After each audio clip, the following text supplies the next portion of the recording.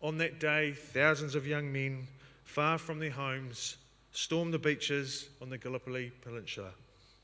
For 8 long months, New Zealand troops, alongside those from Australia, Great Britain, Ireland, France, India, and Newfoundland, battled harsh conditions and Ottoman forces desperately fighting to protect their homeland. By the time the campaign ended, more than 130,000 people had perished. Among the dead were 2,779 New Zealanders, about a sixth of those all who landed on the peninsula. Today, we remember those old boys. We remember New Zealanders whose lives had been changed forever. During World War I, New Plymouth Boys High School had 45 old boys and 1 schoolmaster who died. Their names are in our memorial gates and are also acknowledged by these seats that are in the front of the hall here today. By December 1915, 110 past students had enlisted, 1/5 of all the students who had attended New Plymouth Boys High School. By the end of the war, 800 pupils had attended New Plymouth Boys High School, and of them, 280 had been on active service in World War I. Young men, today that would mean 420 of you would have gone to war. Staggering statistics. I was very proud of the school on ANZAC Day this year when so many of you turned out to both the dawn service and the march. It's pleasing to see so many of you respect what is an important day in our country's heritage. It tells me the youth of today totally understand and appreciate the significance of ANZAC Day. You're very well presented. You were the example. It was noted and appreciated by our community. Thank you very much for that. This Remembrance Day also links to the recent tragedy in Christchurch, and we think of the families and the community down there, and also our thoughts with the people of Sri Lanka. I would like to finish on a whakatauki that our Māori battalions used at war. Kaua e mate whike, mate ururoa, meaning the total ongoing commitment and relentless pursuit of success in every single endeavour we aspire to. It is now my pleasure to invite Daniel Foss, our head boarder, to introduce our guest speaker. Thank you, Daniel.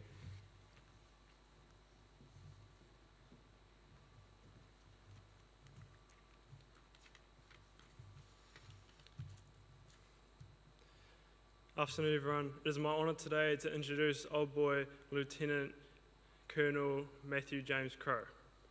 Born and raised in New Plymouth, Lieutenant Colonel Crowe completed his secondary education at New Plymouth Boys High School in 1987. He was a day boy and a member of the First 15.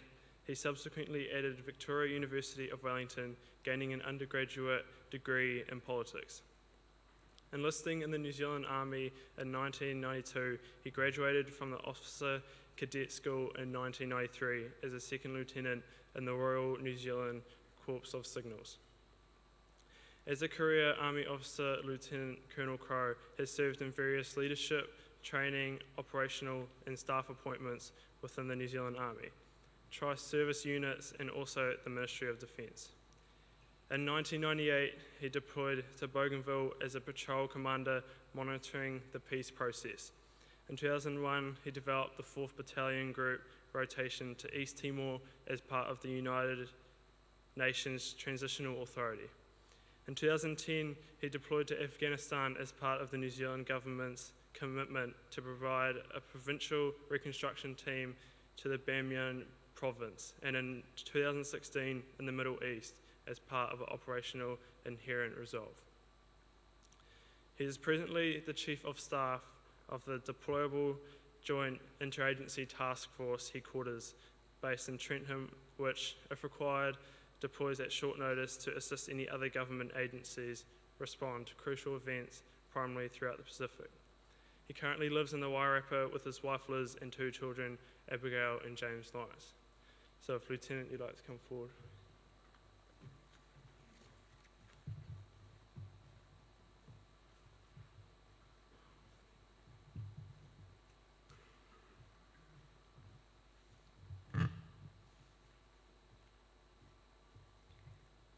Ina mana, ina reo, e ngā waka, tēnā koutou, tēnā koutou, tēnā koutou katoa.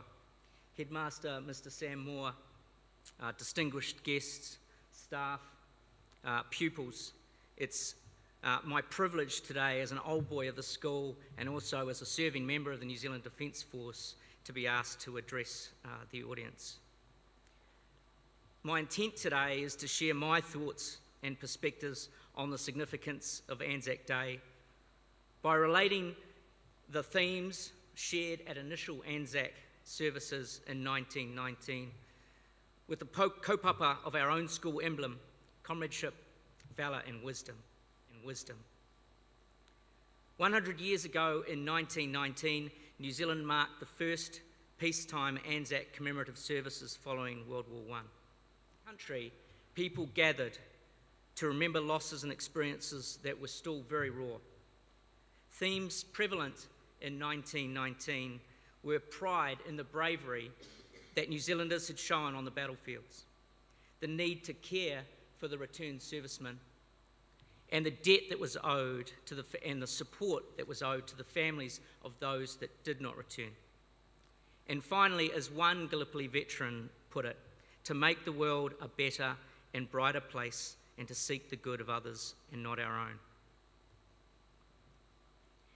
ANZAC Day provides an opportunity free of distraction for me to think of the bravery shown in terms of comradeship. I think of the soldiers that I have served with, who deployed offshore, not all of whom came home. I also now reflect on family and friends who may have passed, often before their time. I also think of school friends that have served with me in the military and remain close friends today. One classmate who was a serving police officer reconnected with me the other day to ask his advice and to speak with his son who's considering joining the army. The bonds developed when you share common experiences and intense situations endure time and separation. But comradeship is more than friendship. It is about caring for all those around us, in the case of conflict, at high cost. Look to the boy to your left. Now I ask you to look to the boy on your right. Are you doing your best for them? And it's not just about those you like. It's looking after all those that share the same waka. He waka eke noa. ANZAC Day provides a focused opportunity to remember and have pride in the valour displayed by all those who have served our country. Our old boys were brave to deploy to places they knew very little about to serve our nation. The losses attributed to World War I and World War II are incomprehensible. Over 2,000 boys that attended this school served overseas in World War I and World War II. As mentioned by the headmaster, the names of those that lost their lives can be seen on the memorial gates and memorial window. I challenge you to take the time to read how many surnames you recognise. With 1 in 10 soldiers deployed in World War I not returning home, everyone had a brother, father, son, uncle, cousin deployed. All would have known people that made the ultimate sacrifice. The high tempo of operational deployments in recent times has changed the face of our veteran population, which now number more than 30,000. Alongside the veterans of the Second World War, the Vietnam War and the Korean War, are a younger generation, a younger group from contemporary operations such as Afghanistan and Iraq, containing many more women. Compared with the older generation, these younger men and women have had different experiences, but they are still veterans and need our empathy and support. This is significant as the need to look after returning personnel shared in the themes of 1919 are just as relevant today. The final theme of 1919 services, to make the world a better and brighter place and to seek the good of others and not our own, requires us to apply some wisdom. From my perspective, wisdom is about observing and reflecting on things that have happened and you've done and implementing change for a more positive outcome. In 1919, there was a resounding desire for this to occur, for people not to repeat a similar war. Regrettably, within one generation, World War II had started and the expectation of enduring peace was lost. For me, wisdom should have been a young Matt Crowe in my first year at university, heeding the advice of his geography teacher, John Lawrenson. As I was finishing school, he said, I could do 2 of 3 things at university successfully: study diligently, play sport intensely, rugby in my case, or party fervently. I would not be successful at all 3. I learnt the hard way.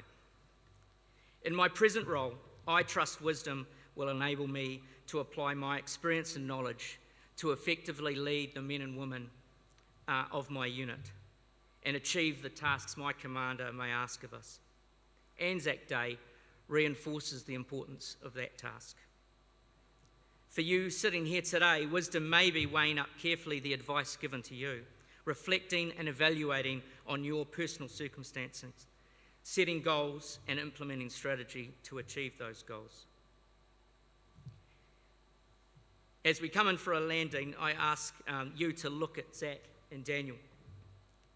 Let me tie this all back to the loss and sacrifice of young men who passed through the gates of this school. Each possessed qualities and potential for a future that was never fulfilled. Many no older than your head boarder or your head boy. ANZAC services, for me, allow self-reflection. Have I been the best I can be?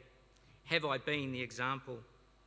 There's often room for improvement, but if we can say yes, then we honour the young men from our school who are unable to reach their full potential, and we meet the aspirations of those who first commemorated ANZAC Day in 1919.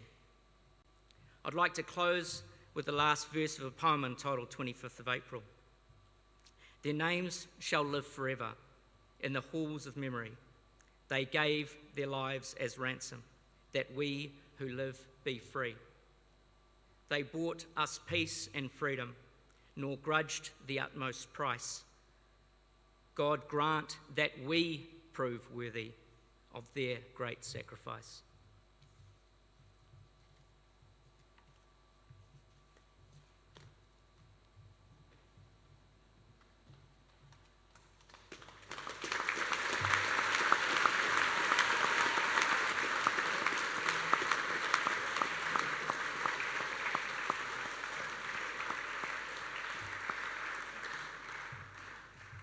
Thank you, Lieutenant Colonel Crowe. I'm sure the boys greatly. Kind of terror. A terror that we couldn't possibly hope to understand in our wildest imaginations, or one we will never want to have to experience. We remember those who died and those who returned only to suffer for the rest of their lives. We remember the sacrifice of the New Zealand and Australian soldiers. Love, laughter, joy, peace, liberty, life. This is what we have today. It is written that greater love hath no man than he who is willing to lay down his life for his friends. These are the freedoms that we can enjoy, not because of those who laid down their lives for not only their friends, their family, and their nation, but also the peace and prosperity of the entire world. Love and war, those seemingly opposite concepts, are two sides of the same coin. This is why we remember them, and this is why we will always remember them. Some 25 years ago, the late Mr. Jack West, a past student of New Plymouth Boys and president of the Old Boys Association, published a book of citations of the 227 New Plymouth Old Boys who died in World War II. I am going to boys from 1930 through to 1935.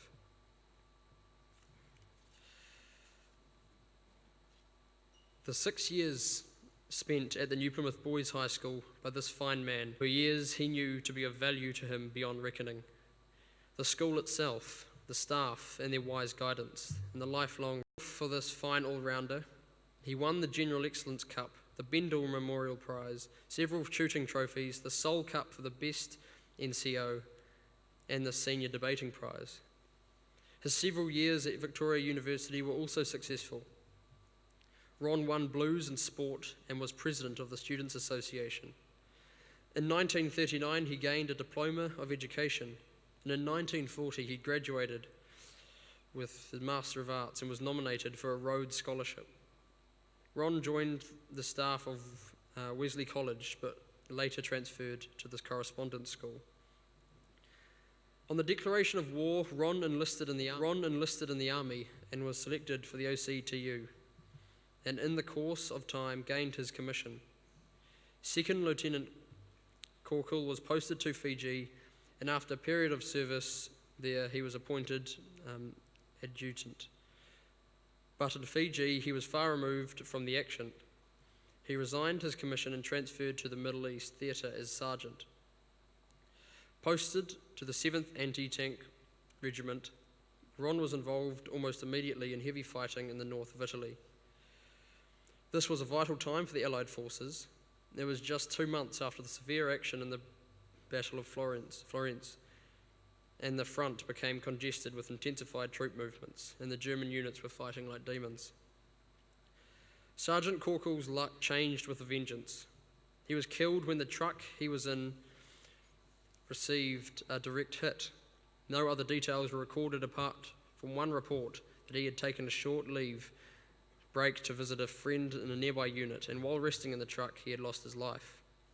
Thus, a career which had promised so much in the field of education was lost by a chance shell or a bomb. Sergeant R.J. Corkle was buried in the Ravenna War.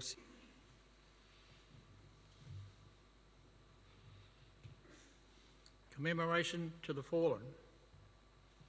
We remember before you, our Lord, and entrust to your keeping those who in time of war have died in defence of justice and freedom. They that wait for the Lord shall renew their strength. They shall mount up with wings like eagles. They shall run and not be weary. They shall walk and not be faint.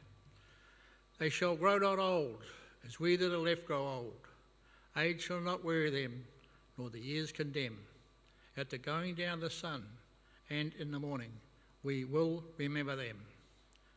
We will remember them.